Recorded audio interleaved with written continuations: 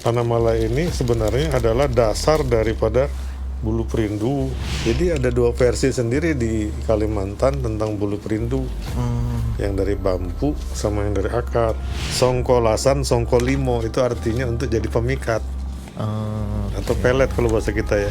Tiap hari dia main satu saat hilang. Jadi kita berkesimpulan di tempat itu seperti ada portal gaib.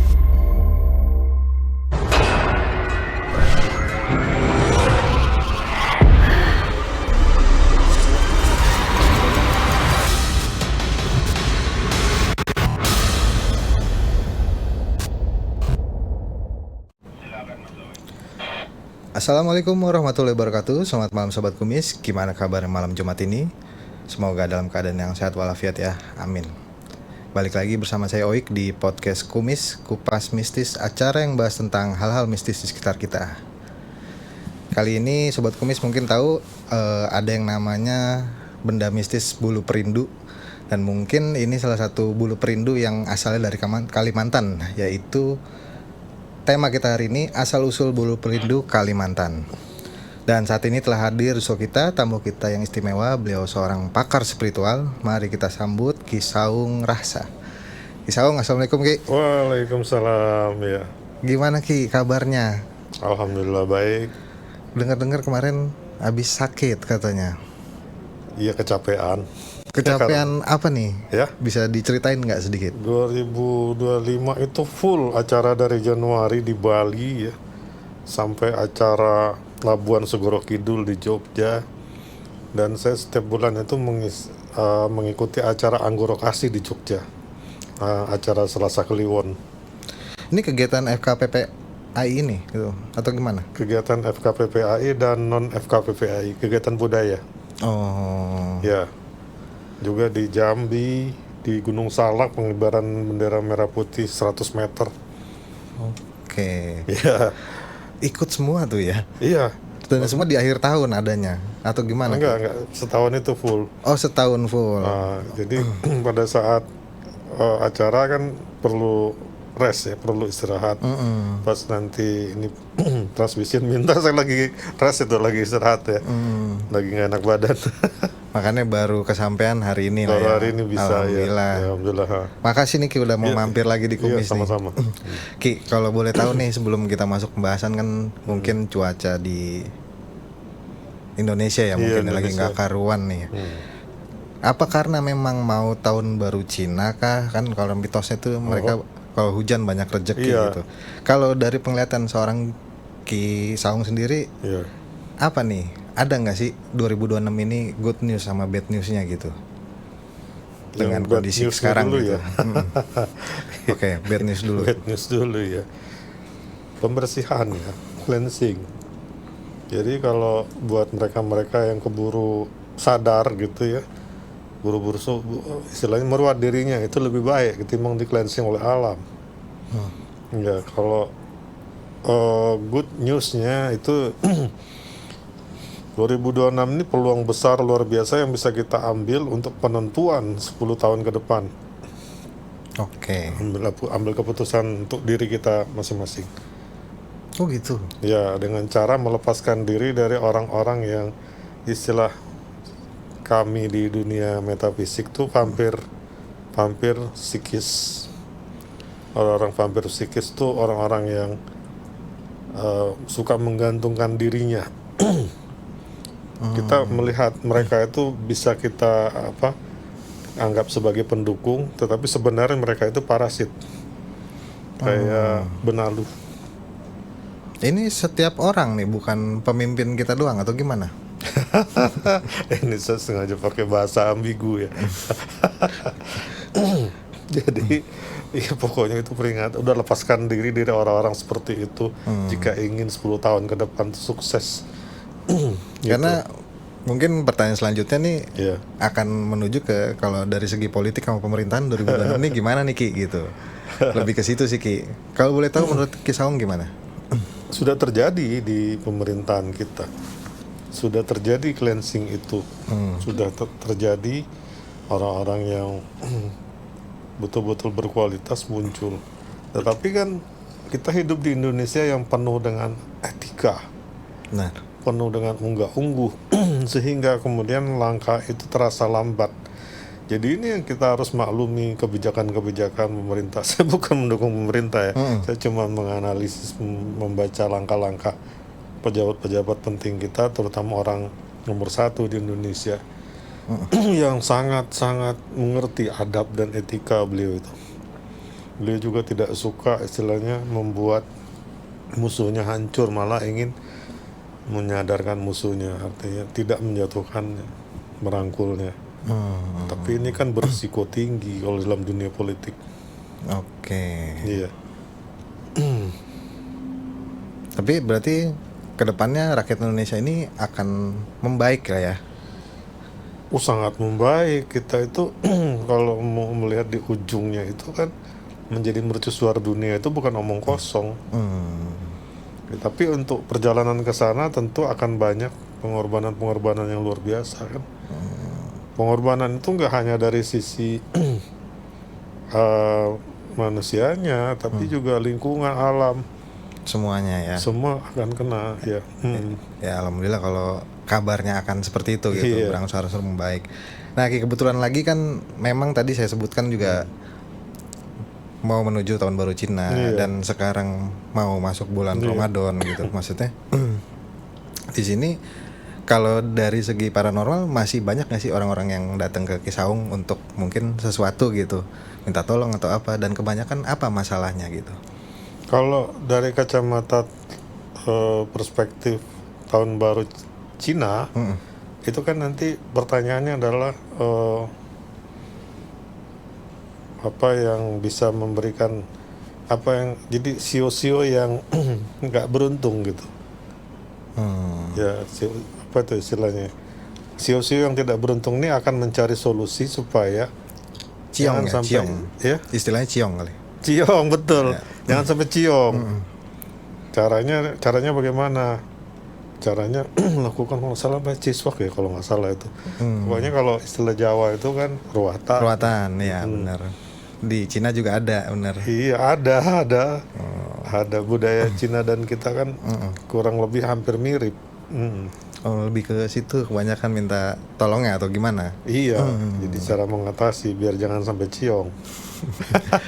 Oke. Iya. Tapi memang ritual tersebut harus dilakukan ya. Kalau bagi yang percaya memang iya, karena kan mindset itu berpengaruh besar ya. Oke. Apalagi itu berdasarkan kearifan luhur budaya. Iya. Terus ngomongin FKPPAI nih di tahun 2026, apa nih gebrakannya nih? Kan dari tahun kemarin kalau kita dengar ceritanya kan lagi ngurus nih untuk jadi istilahnya organisasi resmi kan ya, yang diakui pemerintah. Apa gimana, udah sampai mana nih Ki? Kita lagi berupaya untuk supaya masyarakat ini melihat istilah dukun itu menjadi clear dari FKPPAI memberikan contoh gitu ya. Bahwasanya anggota-anggota FKPPAI itu adalah mengikuti, patuh, taat kepada kode etik profesi, yaitu namanya Nawa Dharma. Nah, memberikan contoh seperti itu sehingga image dukun kembali seperti semula. Tidak menggunakan kata-kata paranormal lagi. Gitu ya. Walaupun di KTP saya tertulisnya paranormal gitu. Oh iya? Iya, di KTP saya paranormal. Gitu. Kan itu bahasa luar. Sementara kita harus menghargai bahasa kita sendiri. Itu FKPPA itu jadi selalu saya kaitkan dengan budaya, walaupun itu tidak terpisah sebenarnya. Karena orang-orang budaya tuh punya kemampuan mistik. Budayawan itu maksudnya? Iya, budayawan, seniman, budayawan itu semua mereka menggunakan rasa dan suka melakukan olah rasa. Otomatis nanti mereka punya kemampuan linui. Itu kemudian orang minta tolong mereka kan kemudian dicap dukun. Mereka kemudian banyak masuk di FKPPAI sehingga FKPPAI itu konsen terhadap pergerakan atau misi pelestarian budaya, terutama budaya-budaya seperti misalnya kayak Kuda Lumping, kayak Iya. Ponorogo, kemudian misalnya apa sih namanya itu Melaung. budaya-budaya yang mengandung mistik. Ya, kayak melarung gitu ya maksudnya kayak. Iya, larungan gitu ya. Jadi kita setiap tahun larungan tuh di pantai selatan. Iya, iya, iya. Itu budaya masuknya Maksudnya akan budaya. seperti kayak gitu ya. Ya, Karena memang mungkin kalau nggak dilestarikan juga kan dengan kemajuan teknologi sekarang ya bisa jadi hilang sih Ki. Kayak gitu ya mungkin ya. Salah satunya. mungkin yang dikhawatirkan. Tapi kemudian yang kita lihat di Gen Z ini banyak bermunculan mereka-mereka yang seolah-olah tanpa belajar itu udah bisa. Ini tugas FKPPI lagi menyadarkan mereka, kamu mau nggak mau harus berguru. Jangan kemudian berucap, saya tidak berguru, saya bisa begini dari leluhur. Nanti yang membimbing kamu siapa? Sehingga nanti ego bisa naik dan itu mengakibatkan benturan dengan sesama mereka sendiri. Iya, Gitu. iya, iya, Iya. iya. Karena kan memang notabene orang-orang yang punya ilmu itu menjalankan ritual sebelumnya, Iya. entah itu puasa atau apa, emang itu semata-mata cuma buat nurunin ego doang kan ya.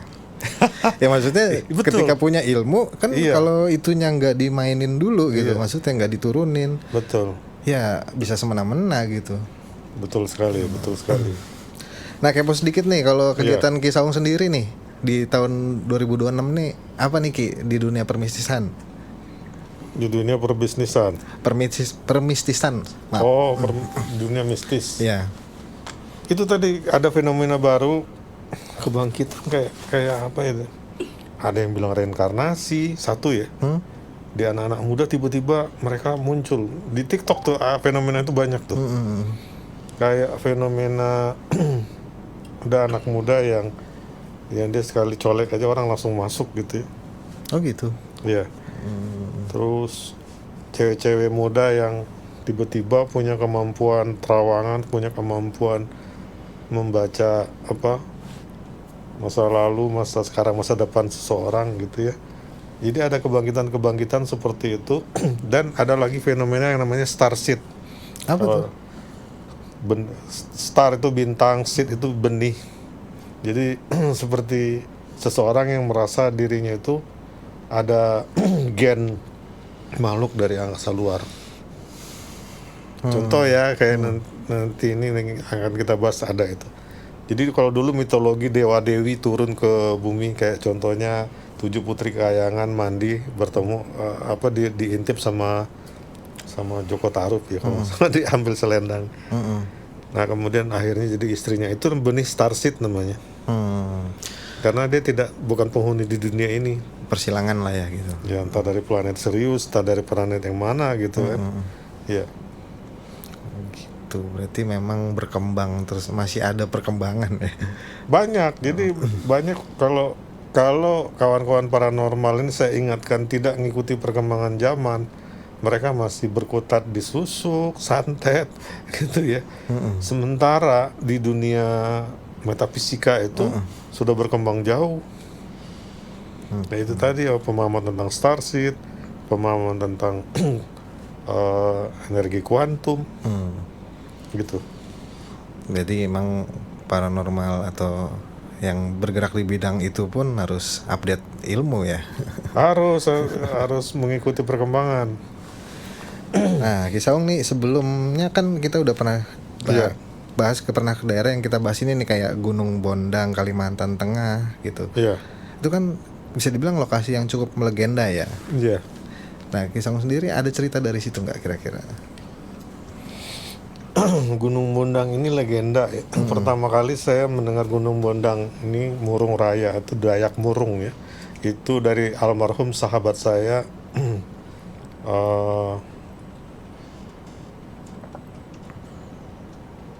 namanya kok jadi saya lupa ya.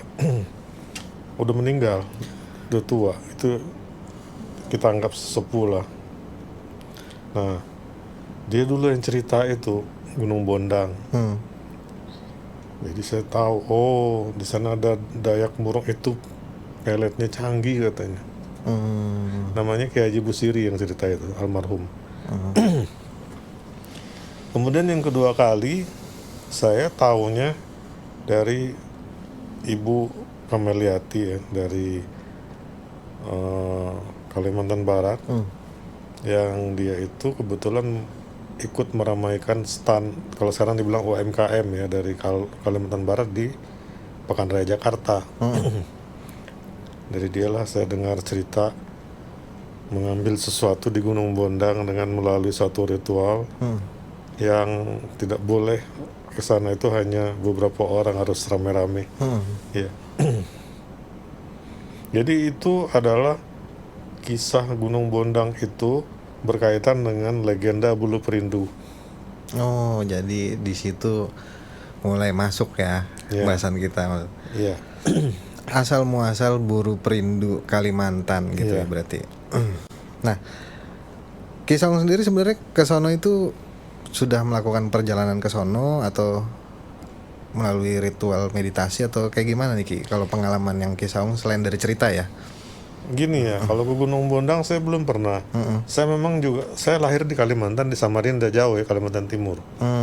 Lalu yang kami dulu melakukan perjalanan itu adalah ke hulu Sungai Selatan, Kalimantan Selatan. Yaitu kemudian kami itu bersilaturahmi, bahkan menjadi member dari Wayang Banjar. Kami ngikutin ritual Badudus di sana. Nah, gitu ya. Dan kami juga memperdalam pengetahuan tentang pelet-pelet ekstrim yang ada di hulu Sungai Selatan. Atau ya di Dayak, di daerah situ, Balai Adat Muara Uman. Gitu. Nah, tapi kalau ke Gunung Bondang belum pernah, belum nyampe ke sana. Saya cuma bertemu sama ibu tadi itu. Dan mungkin dari situ kita bisa ambil Ya, ceritanya gitu ya. dasar cerita. Kemudian suatu saat saya secara tidak langsung melalui WhatsApp, saya dihubungkan dengan pemangku adat di sana. Ada beberapa orang pemangku adat yang kemudian memberikan saya namanya Tanah Malai. Nah, Tanah Malai ini kan kalau menurut berita yang beredar nih, salah satu mitos yang terjadi, yang maksudnya di sana gitu ya Ki. Menurut Ki Saung sendiri gimana? Iya. Jadi Tanah Malai itu bentuknya seperti tanah yang mengandung emas, berbau agak harum. Dan kalau kita center, dia ada bling-blingnya. Ada glitternya ya. Ada kayak glitter ya, benar. Ini nih contohnya. Nah, Ki Saung bawa berarti nih. Ada bawa nih. Ini ya. Oh. Jadi kalau saya keluarkan ini Tanah Malai ini, nanti Tanah Malai ini ada beberapa versi asal ya. Nah, dia bentuknya seperti ini. Ini bentuk aslinya Mas ini. Dia seperti mengandung emas. Ini. Kayak ini ya, bentuknya kayak mengandung belerang juga ya, kuning gitu. Iya. Tapi ini wangi Ki. Itu boleh dihirup. Oh iya. Iya. Jadi kalau dijilat sedikit langsung aktif itu pengasihan di badan. Yang benar nih. Tahu gitu tadi saya jilat. Dijilat dikit. Oh gitu. Karena nanti ini kemudian jadi produknya seperti ini. Apa Ki? Jadi apa? Jadi kapsul. Jadi kapsul yang nah, seperti ini. Contoh kapsulnya. Jadi kalau mau mengaktifkan kekuatan pelet di tubuh kita sendiri, ini cukup ditelan. Nah, seperti ini. Seperti majun. Ini sudah mengandung tanah ini. Oh gitu. Iya. Ini tapi ini kreasi ya. Jadi ada bisa dibilang ini kreasi antara pemangku adat dengan orang yang dituakan di sana. Berarti tapi asli sana ya berarti ya. Iya. Nah, di samping itu Tanah Malai ini sebenarnya adalah dasar daripada Bulu Perindu. Jadi kalau Bulu Perindu Kalimantan itu harus ada Tanah Malainya dia. Contohnya ini yang belum dikasih minyak. Dan bulu perindunya bentuknya memang bulu bambu. Gitu ya. Bisa di zoom. Ya, ini nih. Oh, ini tanah malainya di bawahnya ya? Iya, tanah malai di bawah. Oke, tapi ini bambu ya Jadi tapi. kalau Ya. kasih minyak jadi seperti ini.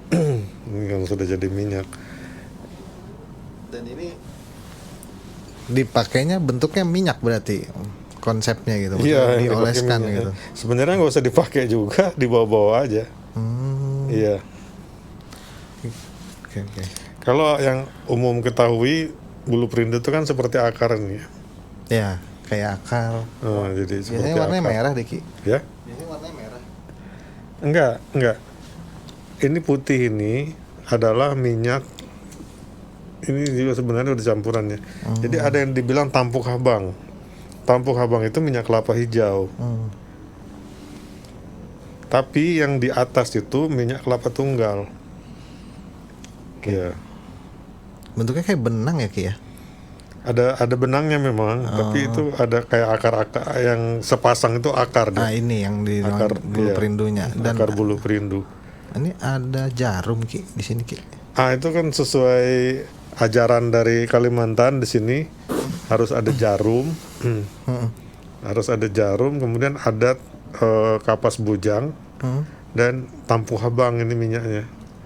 Gitu. Kalau yang ini kan sudah dikreasikan dicampur minyak wangi. Ini masih kosong. Jadi ada dua versi sendiri di Kalimantan tentang bulu perindu. Yang dari bambu sama yang dari akar. Kepercayaan masing-masing lah itu. Mana yang paling benar? Ya ini pokoknya ada semua gitu. Ini tanah malai itu tuh yang penting tuh syaratnya ini. Ya. Jadi kalau di sana dibilang songkolinan. Maaf ini bahasanya soalnya agak apa ya? Bahasanya itu agak-agak sulit diucap di di spell kita gitu kan. Mungkin Iya, bahasa daerah Kalimantan kali ya? bahasa Dayak. Bahasa Dayak. Songkolasan, songkolimo itu artinya untuk jadi pemikat atau pelet kalau bahasa kita ya. Iya. Songkolasan, songkolimo gitu. Berarti memang tanah itu asal usulnya gimana, Ki, kalau boleh tahu? Tanah ini Iya, tanah malai itu maksudnya bisa dikeramatkan atau apa, pasti ada ceritanya kan di situ gitu. ada ceritanya, itu legenda dua gadis atau dua bidadari atau dua dewi dari Kayangan, namanya Bura dan Santaki. Waktu itu jalan-jalan turun ke bumi gitu ya. Terus sedih lihat kok di bumi masih sepi orang, ada tapi sedikit. Di Kalimantan itu sepi sekali. Nah akhirnya kemudian berinisiatif lah ngambil tanah malai dari Kayangan, diletakkanlah di Gunung Bondang, di gunung ini saya lupa lagi nama. Jadi itu dia diletakkan ada di beberapa titik. Yang kemudian di sini Gunung Pancung Ampang. Dan emang gunungnya ada ya maksudnya? Ada. Gunungnya Gunung Bondang, ada Gunung Pancung Ampang ada. Kemudian ada lagi kalau yang saya tunjukkan tadi itu dari Desa Lahey. Ini Desa Lahey. Jadi dia ada yang di gunung, ada yang di tanah. Itu tempat keramat benar itu. Nah, pernah ada kejadian, ada anak kecil yang suka sekali dia duduk di yang di tanah itu, bukan yang di gunung ya. Tiap hari dia main, satu saat hilang. Jadi kita berkesimpulan di tempat itu seperti ada portal gaib. Sebagaimana Bura dan Santaki meletakkan tanah malai ini di titik-titik yang diletakkan itulah diyakini sebagai portal gaibnya. Untuk dia dari Kayangan ke dunia gitu maksudnya. Iya. Makanya kemudian orang kalau mau mengambil itu pertama dia nggak boleh berdua, atau kalau dia mau berdua dia harus punya kekuatan yang luar biasa, jadi kekuatan batin yang kuat.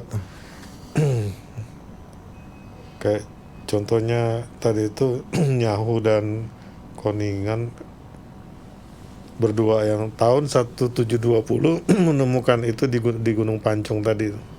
Di tahun 1720. 1720. Artinya begini, kesimpulannya mereka sudah dapat info. Itu yang turun temurun dari tetua-tetua adat, turun temurun cerita tentang Tanah Malai, tapi tidak ada wujudnya. Tiba-tiba mereka kemudian menemukan itu di tahun 1720. Sebenarnya cerita itu sudah dari sebelumnya. Ceritanya. Iya. Karena ceritanya turun temurun ya dari Turun-temurun. dari orang tua mereka mungkin, Iya. atau ya maksudnya intinya legenda lah ya. bisa Legenda dibilang. itu. Nah, kemudian mereka menemukannya. Di Ibu Kameliati itu cerita sama saya, ini nggak bisa sembarangan. Kalau kita kurang-kurang ilmu, kita datang ke tempat itu saja sudah kayak orang mabok, kayak orang linglung, Oh gitu. dan merasa itu surga. Jadi itu mau saya bilang kayak portal gaib, karena masuk ke tempat itu berasa masuk surga, berasa masuk kayangan, tidak mau keluar lagi. Jadi mabok kayak orang fly. Tapi memang yang diceritakan ke Ki Saung itu tempatnya luas sekali atau gimana Ki? Iya, ada satu wilayah. Jadi makanya ini tadi ada wilayah yang di tanah, ada wilayah yang di gunung. Kalau wilayah yang di tanah masih gampang orang misalnya ke situ, kok ada orang linglung gitu kan. Tapi kalau udah di gunung, siapa yang mau tahu gitu kan. Makanya Ibu Kamel ini bilang dia datang ada rombongan kurang lebih 12 orang, berapa belas orang. Udah itu selamatan dulu. Berarti memang orang sembarangan nggak bisa ke sana ya, maksudnya harus punya ilmu mungkin salah satunya. Karena banyak yang mati. Di tempat itu bukan hanya manusia, hewan-hewan pun kalau udah sampai ke situ terus diem sampai mati, jadilah tinggal tulang-tulang berserakan, tulang-tulang hewan di situ banyak. Itu tanda-tanda tempat itu. Oke. Ada juga manusia gitu. Tapi saya penasaran sama Tanah Malai Tolung Lingu itu. Iya. Maksudnya tadi kan Tanah Malai Tolung Lingu itu apakah kepanjangannya atau gimana nih Ki? Tolung Lingu itu artinya bambu yang disambung-sambung buat, jadi nanti ada lubang. Oke. Bambu itu dimasukkan ke dalam lubang, di apa namanya, disogok-sogok begitu. Nah, nanti tanah malainya itu ada dalam bambu itu. Dia terambil. Ya, Mungkin cara ngambil tanah malainya begitu. cara ngambilnya begitu. Nah, di Gunung Bondang itu juga lah legenda Bulu Perindu itu kan dulu asalnya ada sarang burung elang. Di sarang burung elang itulah ada Bulu Perindu yang tadi yang kayak akar itu. Yang tipis, Ya. bukan bambu itu. Sementara kalau versi Tolung Lingu, bambu yang disogok-sogok itu yang tadi saya tunjukin itu, yang kecil itu. Oke. Berarti- Nah, jadi dia ada di apa kan, bambu itu kadang-kadang ada ininya, kayak ada cabang-cabang itunya. Nah, makanya kemudian terjadilah benturan legenda di sini, mana yang sebenarnya Bulu Perindu, apakah yang bentuk kayak akar yang bisa bergoyang-goyang kalau kena air, atau yang berbentuk bambu kecil kan gitu ya. Nah itu kalau menurut orang-orang Dayak sana tuh yang benar itu yang bentuk bambu, itu yang disebut Tolong Lingu. Ya. Oke. Tapi memang sebenarnya mana yang benar juga nih Ki, ketika tadi ceritanya tentang sosok Bura dan Santaki Iya, yang Bura dan mengambil Santaki. menjadikan tanah itu tanah keramat gitu, atau Iya. tadi Ki Saung juga bilang burung elang gitu. Itu memang cerita yang bercampur atau gimana nih Ki? Ya, kalau cerita legenda mitos itu kan kadang bercampur aduk ya. Jadi kita perlu perlu pemikiran yang jernih untuk mencerna. Kadang-kadang itu juga bahasa simbol dari elang mengumpulkan tanah dari seluruh penjuru dunia, tanah spesial, ditaruh di kayangan. Nah itu juga lah yang akhirnya diambil lagi oleh Bura dan Santaki, diletakkan lagi di Gunung Pancung, di Gunung Bondang gitu. entah diletakkan di mana lagi gitu ya, beberapa titik di Kalimantan Barat. Dia ada yang cuma di Kalimantan Barat. Dan secara garis besar tadi orang biasa nggak bisa langsung ke situ gitu. Nggak bisa ya. Jadi harus orang tertentu kayak pemangku adat, kayak orang-orang yang paham kayak Ibu Kamaliati dan komunitasnya. Soalnya kabarnya kayak tanah itu tuh memiliki kekuatan mistis gitu loh untuk menarik siapapun yang. Iya. Bener kayak gitu Ki. Jadi gini, tanah itu kan akhirnya digunakan untuk pemikat tadi ya. Digunakan untuk pemikat. Digunakannya, jadi dipraktekannya kalau ada misalnya kekasihnya lari, istrinya lari, suaminya lari, itu diobatinya pakai tanah malai tadi, itu kembali lagi. Oh gitu. Bisa kembali. Jadi tapi itu preventif ya, artinya dilakukan sebelum lari gitu ya. Jadi misalnya Mas Oi punya tanah malai, terus misalnya punya istri, terus disaratin gitu sedikit ya, ketelan sama istri. Satu saat istri mau dibawa lari orang, dia balik lagi, nggak mau. Oke. Jadi dia balik lagi ke Mas Oi yang punya tanah malai itu. Jadi tanah malai itu seperti penglaris juga, seperti punya kekuatan penglaris, punya kekuatan putar giling, bahkan punya kekuatan pelet untuk pemikat tadi itu. Orang yang tidak suka jadi suka, gitu.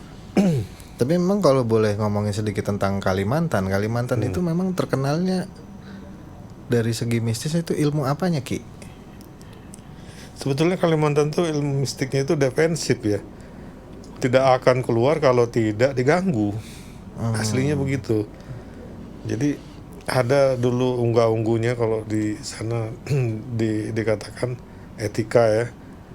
Kayak misalnya begini, kalau kita ke Kalimantan dulu ya, tahun 70-an itu sempat ayah saya dikatakan, kalau ke pedalaman jika ditanya bawa bekal nggak, bilang aja nggak bawa.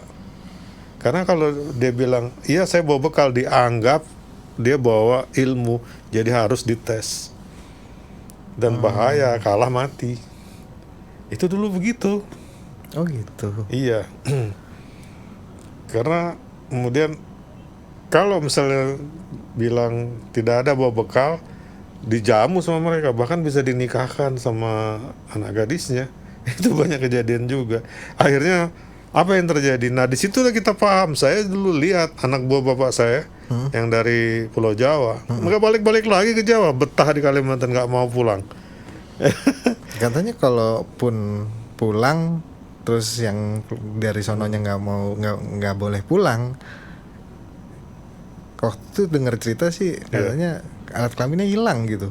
Apa itu benar Ki sampai segitunya gitu? Dulu pernah sering diatraksikan itu. Oh iya. Iya.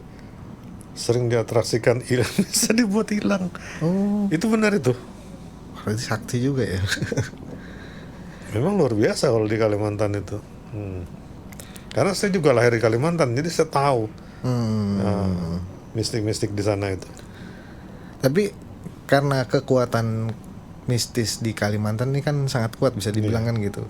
Emang semua ini ada kaitannya nggak sih sama leluhur atau ritual Sangiang gitu, bisa dibilang kayak gitu ya Ki? Jadi Kalimantan itu kayaknya kesayangannya orang-orang kayangan ya. Itu tadi salah satu contoh Bura dan Santaki itu turun ke Kalimantan. Kenapa nggak turunnya ke Sumatera? Kenapa turunnya ke Kalimantan? Kan itu jadi persoalan pertanyaan juga. Kenapa dipilih Kalimantan? Gitu. Tapi kan Jawa juga punya kisahnya sendiri, legenda sendiri gitu. Legenda sendiri. Sumatera juga, terutama di Palembang juga ada satu dewa yang turun luar biasa juga di sana. Ya, itu yang kemudian menimbulkan itu tadi pemahaman ternyata pernyataan tentang starseed itu benih-benih manusia antar galaksi lah dibilang gitu ya. Itu benar memang ada keturunannya. Yang katanya ini ciri khas keturunan starseed, ciri khas orang-orang starseed, dia merasa asing di bumi, dia pengen ke langit mulu. Ada benih itu berarti kan. Oke. Ya contohnya kayak apa, putri yang balik lagi ke kayangan setelah dapat selendang yang dicuri Joko. Joko Tarub. Joko Tarub apa ya? Joko Tarub apa ya? Bener ya? Iya. Nah, itu kan balik lagi. Iya berarti Dapat memang tadi bumi. Kalimantan tuh banyak ya, maksudnya dia ilmu-ilmu mistisnya gitu, dengan yang kita tahu dari cerita-cerita itu kebanyakan benar juga. Tapi ada nggak yang Kisaung tahu nih, kalau boleh tahu, di Kalimantan itu ada ilmu yang berbau mistis tuh untuk penyembuhan gitu kan? Soalnya yang Ida Dayak ya, bisa Iya. dibilang gitu. Boleh tahu nggak itu Minyak bintang terkenal tuh. kayak itu benar Ki atau gimana Ki? Minyak Ilmu bintang penyembuhan di tuh. Kalimantan tuh Iya. juga bagus gitu atau gimana? Iya, kalau terakhir kan yang akar bajaka, yang booming itu, termasuk yang diatraksikan Ibu Ida Dayak, itu kan sampai geger kemana-mana, ribuan orang, sampai akhirnya Ibu Ida menghilang sengaja menghilang mungkin ya, karena terlalu banyak orangnya, kemana dia berada di situ orang sampai ribuan ngumpul ya.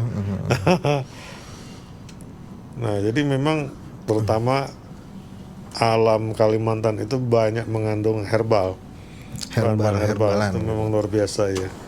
Di samping nih herbal ada dua macam ya. Herbal secara natural dan herbal yang mengandung mistik. Contoh ya, kain sasirangan dari Banjarmasin itu awal mulanya mistik. Kain sasirangan kan dibuat dari herbal juga untuk membentuk motif-motif yang seperti batik gitu ya. Nah, itu dulu kalau ada orang sakit cuma tinggal diselimutin aja dengan kain sasirangan sembuh. Jadi herbal yang mengandung mistik banyak. Contoh ada kayu adem sejodoh di Kalimantan ya. Jadi kayu itu ada dua pohon yang seolah-olah dia kawin karena nanti di atas dia begini. Terus ya seperti kalau orang sekarang gini ya. Love gitu. Iya. Jadi turun ke bawah, nanti di bawah itu kayak punya anak, tumbuh pohon kecil. Ini yang disebut pohon kayu Adam sejodoh. Jadi siapa yang bawa itu cepat dapat jodoh. Oke. Iya, itu nggak ngomong kosong, faktanya. Saya kan coba juga, ada kawan cuma ngasih segini, Ki, kita bagi ya, kasih cuma seupil aja. Saya kantongin. Nggak sengaja saya waktu itu kebetulan pas mau kemana gitu, naik pesawat ya, itu pramugarinya kayak ramah, kayak biasanya kan pramugari agak-agak jaim gitu kan. Maksudnya ya apa adanya lah kalaupun ramah. Kalau ini beda. Saya bilang ini keren juga adem sejodoh ini. Cuman kayunya doang sedikit kecil, akhirnya saya buru. Itu tanah Malaya juga awalnya saya dikasih Ibu Kamel itu juga cuma sedikit. Cuma sedikit sekali. Artinya nggak gampang dapatnya, ya saya paham. Tapi sekarang saya punya banyak dari pemangku adat di sana. Ya ada caranya lah, ada ceritanya lagi yang saya nggak mungkin cerita di sini. Nah itu juga, itu tadi Adam sejodoh. Akhirnya sekarang saya juga punya banyak, gitu ya. Karena sudah membuktikan. Jadi secara objektif terhadap diri sendiri dan kepada orang-orang yang saya berikan itu untuk yang jomblo-jomblo. Nah, itu tadi herbal mengandung mistik. Berarti memang tanah Kalimantan sesuatu Kaya banget. Oke. Iya. Nah kalau boleh nyentil belok sedikit nggak ke nah ada nggak alasan sendiri bahwa ibu kota kita akan IKN tuh di Kalimantan gitu Ki? Kalau dengar cerita ini kan berarti Kalimantan spesial ya, bisa dibilang gitu. Menurut Kisaung gimana? Iya, itu pasti ada sesuatu. Saya sih pernah dengar cerita itu sudah diperjuangkan dari zaman pejuang Kalimantan dulu itu ya. Ada pahlawan Cilik Riwut itu dari Kalbar. Tapi kan kalau perjuangan dia kan harusnya di Kalbar ya. Ini kan adanya di Kaltim. IKN itu. Terus pertimbangan lainnya, kalau dulu yang pernah saya dengar atau pernah saya dapatkan info gaibnya gitu ya. Sebenarnya dulu tuh ada wacana untuk IKN itu di Pelabuhan Ratu. Ya di Pelabuhan Ratu atau di mana? Jonggol waktu itu juga pernah. Iya, itu ada wacana-wacana begitu. Tapi yang saya tahu ini mistiknya ini ya, nggak apa-apa kan. Nggak sengaja saya ke Candi Muaro Jambi. Tahun 2024 itu ada satu sumur yang baru ditemukan, tertimbun ratusan tahun. Padahal itu sumur penting buat Candi Muaro Jambi itu ya. Jadi ternyata kemudian, nah ini ada tanda kutip nih. Saya nanya lah sama yang jaga, ada pejabat yang ngambil, orang nomor 1 yang ngambil. Buat apa? Buat taruh di IKN. Seharusnya orang nomor 1 itu tahu legenda Tanah Malai ini. Harusnya Tanah Malai itulah yang taruh di IKN. Tapi ini yang ditaruhnya air dari Candi Muaro Jambi. Nah, memang kan air itu simbol filosofisnya kan, rezeki, air itu sumber kehidupan, apa semua biar hidup kan gitu ya. Tapi kalau menurut leluhur Dayak, Tanah Malai itulah sumber kehidupan tanah ya. Dia kalau kita beradu argumen bisa aja gitu. Kan ada 4 unsur memang di alam ini, air, api, angin, tanah. Ya, itu semua memenuhi syarat kan. Kalau nggak ada angin juga nggak terjadi serbuk itu bisa kawin silang ya di tanaman itu ya. Jadi semua juga bisa memberikan kehidupan. Jadi itu nggak hanya orang nomor 1, ada beberapa nama yang menurut saya nama-nama yang tangguh yang nggak pernah bisa dijatuhkan di Republik ini juga ikut ambil air itu. Tapi yang jadi poinnya adalah air itu diletakkan di IKN. Dan kita tahu Candi Muaro Jambi itu dulu pusat litbang agama Buddha seluruh dunia, di situ dulu pusatnya. Dan itu airnya air khusus mereka. Nggak sengaja saya cipratkan ke muka gini. Orang ngomong, kok Kisaung jadi tambah muda. Kok aku bilang nih air lebih dahsyat dari air cantik yang ada di dekat Batu Quran di Banten. Itu sama juga dulu ceritanya itu. Nyeringgit Manik nggak sengaja mandi di pancuran itu, pulang-pulang orang satu kampung bingung kok jadi berubah gitu airnya, dari mulai remaja sampai kakek-kakek ngantri pengen nikahin dia. Tapi air yang Muaro Jambi itu lebih kenceng lagi ternyata, bisa merubah wajahnya. Nah itu ya diletakkan di IKN sekarang. Cerita IKN itu sebenarnya yang sisi mistik ya. Mungkin banyak lagi yang lainnya, tapi yang saya tahu itu dulu deh. Kisaung, untuk terakhir nih ada nggak pesan-pesan buat sobat kumis di rumah, mungkin tentang apa yang terjadi sekarang, atau enggak mungkin tentang apa yang kita bahas nih, mungkin asal-usul bulu perindu dari Kalimantan ini gitu. Silakan Kisaung. Iya, kita ini kan prihatin ya, karena anggaplah kemarin ini laku tirakat berpuasa lama ya. Istilahnya orang-orang yang dulunya punya duit jadi nggak punya duit gitu kan. Tapi kan sebenarnya nggak hanya kita aja mengalami itu, bahkan negara tetangga kita kan banyak juga mengalami. Bahkan dikatakan Indonesia ini justru punya peluang-peluang emas untuk maju dan bangkit. Jadi kita gunakan tadi, bagaimana cerita ini pada intinya adalah untuk sumber kehidupan, untuk kesejahteraan.